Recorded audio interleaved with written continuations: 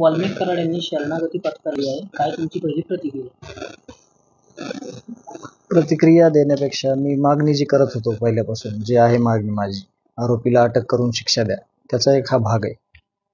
त्याच्यामुळं बाकीचे अजून आरोपी आहेत ते लवकरात लवकर पकडा, सह आरोपी शोधा, सगळे CDR काढून जे कोणी ह्याच्यात दोषी आहेत ते सगळे मध्ये घ्या.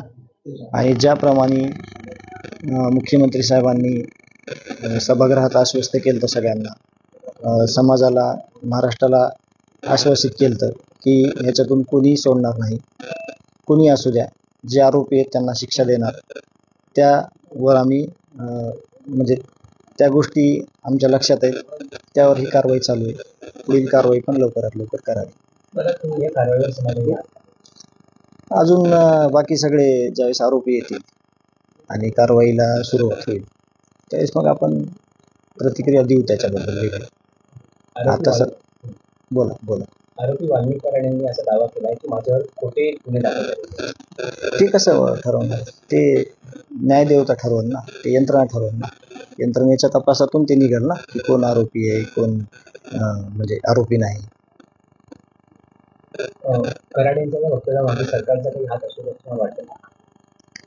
आता मी त्याच्यावर प्रतिक्रिया देण्यापेक्षा की हे सगळं निघणारच आहे ना. आता ज्यावेळेस ते मध्ये घेतले त्यांना ते सांगणारच आहेत ना, आणि यंत्रणा वधवल्याशिवाय कसं राहील?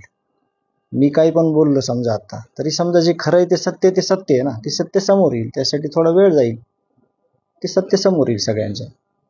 वारंवार पोलीस प्रशासनाची बैठकी घेतलेली आहे, CIDची भेट घेतली, आतापर्यंत झालेल्या तपासावर तुम्ही समाधानी आहात? त्यांचे प्रामाणिक प्रयत्न होते हे काम करताना. आम्ही त्यांना जास्त डिस्टर्ब केलं नाही, पण मी काल CID ऑफिसला स्वतःहून गेलो होतो, त्यांना भेटलो सगळ्यांना. त्यांनी हेच आश्वासन दिलं आणि मी बाहेर तेच बोललो होतो की 1-2 दिवसामध्ये आरोपी आम्ही जेरबंद करू, असं ते काल बोलले होते. आणि आज आरोपी जेरबंद झालेला आहे. तर वेळोवेळी आम्ही त्यांना भेटतो, म्हणजे जे त्यांचं प्रामाणिक काम आहे त्याला आपण म्हणलं पाहिजे की तुमचं योग्य काम आहे, आणि ते त्यांनी काम केलंय.